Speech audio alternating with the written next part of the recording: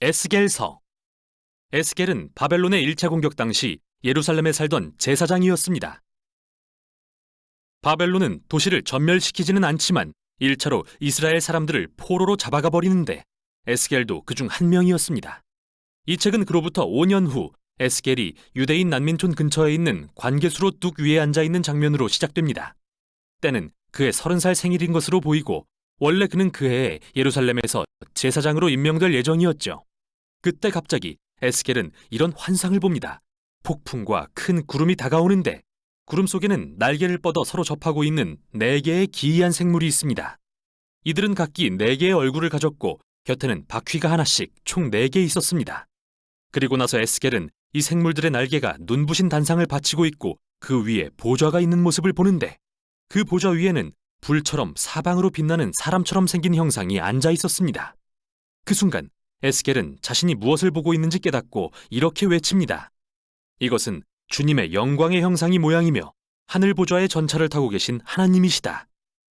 여기서 영광이란 단어는 히브리어로 카보드인데 무거운 또는 중요한이라는 뜻인데 성경의 저자들은 하나님이 직접 나타나실 때 그분의 형상과 특별한 의미가 있는 현현을 묘사하기 위해 이 단어를 사용하죠.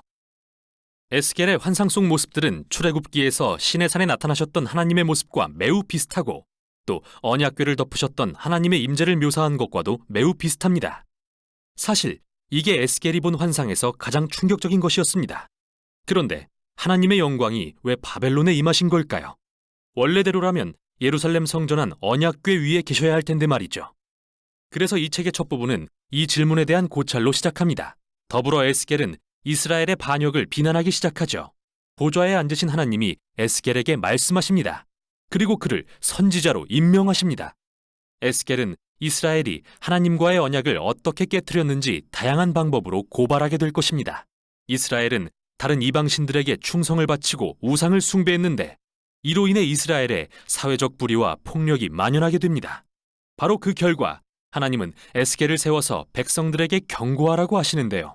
에스겔이 포로로 잡혀간 바벨론의 1차 침공 외에도 또 다른 공격이 뒤따를 것이며 예루살렘 도시와 성전의 파괴도 임박했다고 말이죠.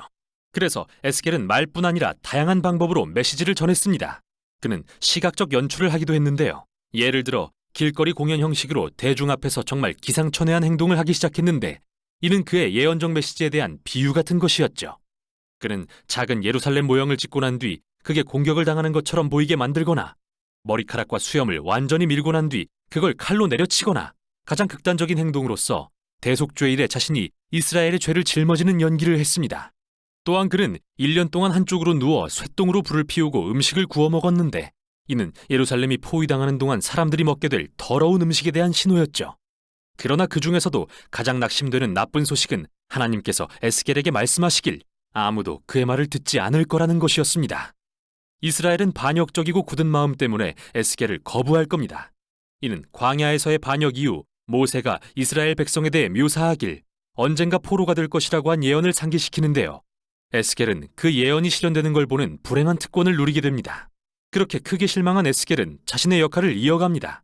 그리고 약 1년 후 그가 또 다른 환상을 봤는데 성전에 대한 것이었죠. 그는 가상체험을 하듯 성전을 둘러보면서 그의 부재 중에 무슨 일이 벌어지는지 보게 되는데 좋아 보이지 않습니다. 그는 성전 앞 바깥들에서 이 커다란 우상 신상을 봅니다. 그리고 나서 이스라엘의 장로들이 이방신들에게 성전 안팎에서 제사 드리는 것을 본 뒤 이스라엘의 여인들이 담무스라는 이름의 바벨론 신을 숭배하고 있는 모습을 봅니다. 그리고 이 환상은 하나님의 영광스러운 보좌가 성전 위로 떠오른 뒤 동쪽 바벨론 쪽을 향해 떠나는 것으로 끝이 납니다. 이제 11장에서는 하나님의 영광이 왜 그리고 어떻게 바벨론에 있는 에스겔에게 임하셨는지 볼 것인데요. 이스라엘의 우상 숭배와 언약 위반이 너무도 노골적이고 역겨워지자 하나님은 자신의 성전을 떠나셨습니다. 그들은 하나님을 내쫓았으며 하나님은 이스라엘이 멸망에 처하게 하십니다. 하지만 하나님은 자기 백성을 버리시는 게 아니라 오히려 그들과 함께 포로가 되십니다. 11장의 환상 끝에서 하나님은 이스라엘의 남은 자들을 그 땅으로 돌아가게 하실 거라고 약속하십니다. 그리고 그들의 돌과 같은 굳은 마음을 제거하고 살과 같은 부드러운 마음으로 바꾸어 주시겠다고 하십니다. 그래서 마침내 하나님을 진심으로 사랑하고 따르게 될 수 있도록 말이죠. 희미한 소망의 빛과 같은 이 예언은 임박한 파멸의 현실 속으로 빠르게 가라앉고 맙니다. 그러나 11장은 이 책의 핵심적인 전환점으로서 나머지 부분이 어떻게 구성됐는지 이해하는 데 도움이 됩니다.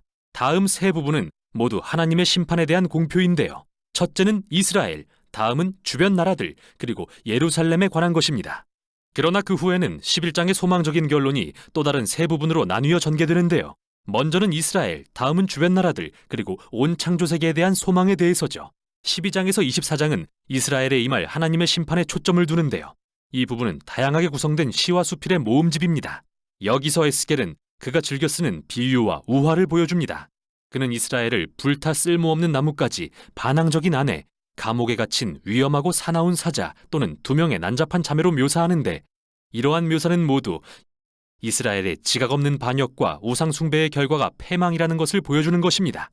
이 부분에서 에스겔은 마치 하나님의 심판 법정에 선 것처럼 행동하는데요. 그는 먼저 이스라엘에 대해 수세기 동안 언약을 위반한 결과로서 파괴되어 마땅하다고 주장하기 시작합니다. 그리고 설사 노아나 다니엘이나 욥과 같이 세상에서 가장 의로운 사람이 살아서 하나님께 이스라엘을 살려달라고 기도한다 하더라도 하나님이 그 기도를 듣지 않으실 거라고 주장합니다. 이제 너무 늦은 거죠. 이처럼 하나님의 공의는 이스라엘의 이 세대가 죄의 대가를 치르기를 요구하십니다. 이제 포로가 되는 걸 면할 수는 없습니다. 더 이상 돌아갈 수 없는 지경에 이르렀으니까요. 이어서 에스겔은 먼저 이스라엘과 맞닿은 주변 나라들, 다음으로 그 지역에서 가장 강한 이집트와 두로에 초점을 맞춥니다. 이스라엘은 이 두 나라와 동맹을 맺고 그들의 신과 우상들을 받아들였습니다. 그래서 하나님은 오만하게도 자신들이 스스로 신이 되어 마음대로 옳고 그름을 정의한 두로와 이집트의 왕들을 꾸짖으십니다. 그리고 하나님은 이 왕들의 교만에 책임을 물으시며 바벨론을 들어 그들을 무너뜨리실 것을 알려주십니다. 그들은 다른 모든 이들과 함께 하나님의 심판 앞에 설 것입니다.